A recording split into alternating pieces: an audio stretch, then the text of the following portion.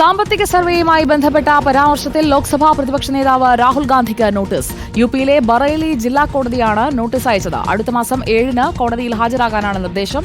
BJP നേതാവ് പങ്കജ് പഠക് നൽകിയ ഹർജിയിലാണ് നടപടി. നോബൽ മാരിക്കാരൻ നൽകും വിവരങ്ങൾ. നോബൽ മാരിക്കാരൻ, എന്തൊക്കെയാണ് നോട്ടീസിൽ പറയുന്നത്?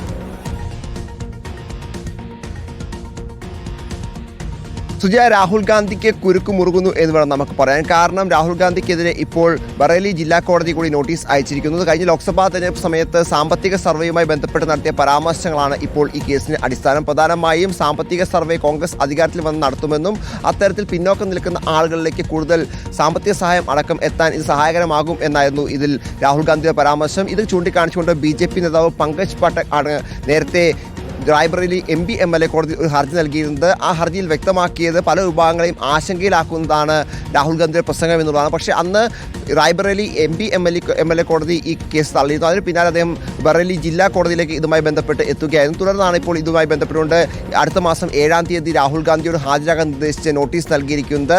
7-ാം തീയതി ഇതുമായി ബന്ധപ്പെട്ടുകൊണ്ട് ഹാജരായി ഇതിൽ അന്ന് വാദം കേൾക്കും എന്നാണ് നമ്മൾ മനസ്സിലാക്കുന്നത്. എന്താണെങ്കിൽ രാഹുൽ ഗാന്ധി അതിൽ ഹാജരാകുമോ എന്ന കാര്യത്തിൽ ഇപ്പോഴും ഒരു വ്യക്തതയില്ല. കാരണം നേരത്തെ തന്നെ ഇതുപോലെ പല സമയങ്ങളിലും രാഹുൽ ഗാന്ധിക്ക് ഹാജരാകാൻ നോട്ടീസ് നൽകിയെങ്കിലും രാഹുൽ ഹാജരാകുന്ന ഒരു സാഹചര്യം ഉണ്ടായിട്ടില്ല എന്നുകൂടി എടുത്തു പറയണം. അതോടൊപ്പം തന്നെ ഈ കഴിഞ്ഞ ദിവസം പാർലമെന്റ് കവാടത്തിൽ ഉണ്ടായ സംഘർഷവുമായി ബന്ധപ്പെട്ടുകൊണ്ട് രാഹുൽ ഗാന്ധിക്കെതിരെ നടക്കുന്ന കേസ് അത് ക്രൈംബ്രാഞ്ച് അന്വേഷണം പുരോഗമിക്കുകയാണ്. അത്തരത്തിൽ ഒരു അന്വേഷണം പുരോഗമിക്കുന്നതിനിടയിലാണ് ഇപ്പോൾ ബറേലി കോടതിയിൽ നിന്ന് കൂടി രാഹുൽ ഗാന്ധിക്ക് ഈ നോട്ടീസ് എത്തിയിരിക്കുന്നത്. സുജയ, ഓക്കെ, നോബൽ മാരിക്കാരനാണ് വിവരങ്ങൾ നൽകുന്നത്.